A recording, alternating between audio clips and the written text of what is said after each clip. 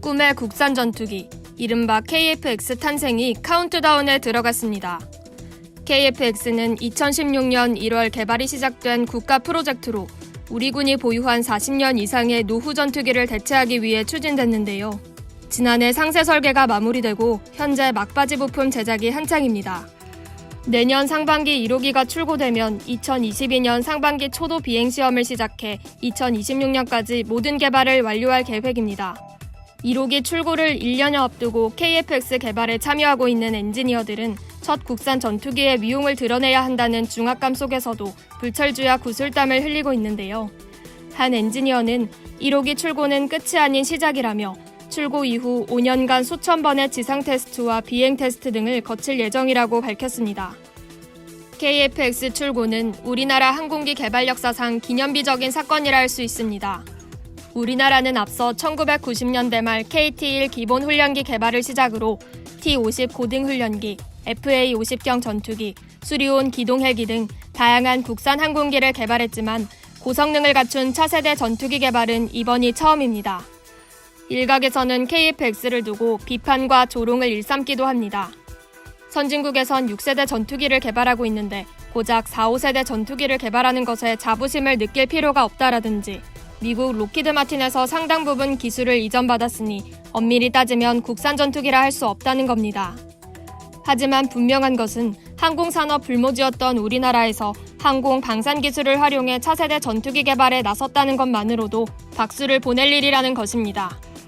미국과 유럽 등 항공 선진국들은 100년이 넘는 항공기 개발 역사를 갖고 있지만 우리는 이제 업력이 30년에 불과합니다. 우선 4, 5세대 전투기를 개발해 퇴역 직전인 우리 군의 낡은 전투기들을 새롭게 교체하고 이후 6세대, 7세대 전투기 개발을 위한 기반을 마련하게 됐다는 점에서 의미가 있습니다.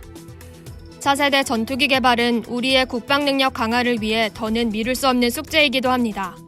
러시아와 중국은 각각 T-50 파크, 젠 20, 31 개발로 미국 F-35에 대항할 항공력을 키우고 있습니다.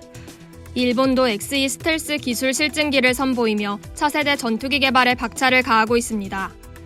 우리 주변국들이 앞다퉈 항공력을 강화하고 있는데 우리나라만 언제까지나 외국에서 전투기를 비싸게 수입할 수 없습니다. 최근 무인기 기술이 발전하고 있는 추세를 보더라도 국산 전투기는 반드시 필요하다고 군사 전문가들은 강조합니다. 미국 공군은 유인 전투기를 중심으로 다수의 무인기들이 편대 비행하며 작전을 수행하곤 합니다. 우리 군이 국산 전투기를 갖고 있으면 이를 기반으로 무인기를 개발하고 전투기와 무인기와 연동하는 등 다양한 시도가 가능합니다. 하지만 개발 자립이 되지 않는 상황에선 전투기를 수입할 때 딸려오는 무인기들, 전투기와 무인기를 연결하는 기술까지 모두 돈을 주고 사와야 하는 사태에 놓일 수도 있습니다. 우리나라의 기술을 일부 이전해준 미국도 이미 경계의 눈빛을 보내고 있습니다. 미국을 비롯한 항공 선진국들은 우리나라가 국산 항공기를 개발한다고 했을 때 비관적으로 바라보며 성공은 불가능할 것이라고 일축했습니다. 하지만 현재는 KF-X 개발 진행 상황을 시시각각 모니터링하며 추후 자신들과 수출해서 경쟁을 하지 않을까 우려하고 있습니다. 실제 KF-X는 우리나라가 미국에서 사오는 스텔스 전투기 F-35A보다 운영 비용이 절반가량 적게 들고 기동 능력이 한층 우수해 미국에서 촉각을 곤두세우고 있는 것으로 알려졌습니다. 방산업계에선 우리나라가 추후 KF-X를 수출할 때 미국이 자국 장비가 들어갔다는 이유로 수출 허가에 비협조적으로 나오는 것 아니냐는 관측도 조심스럽게 제기됩니다. 이제 출고 카운트다운에 들어간 KF-X. 기대를 뛰어넘는 성능으로 우리의 군전력을 강화하는 것은 물론 수출 시장에서도 러브콜을 받으며 그간의 서륙을 씻어낼 수 있을지 주목됩니다. 이상 여의도튜브였습니다.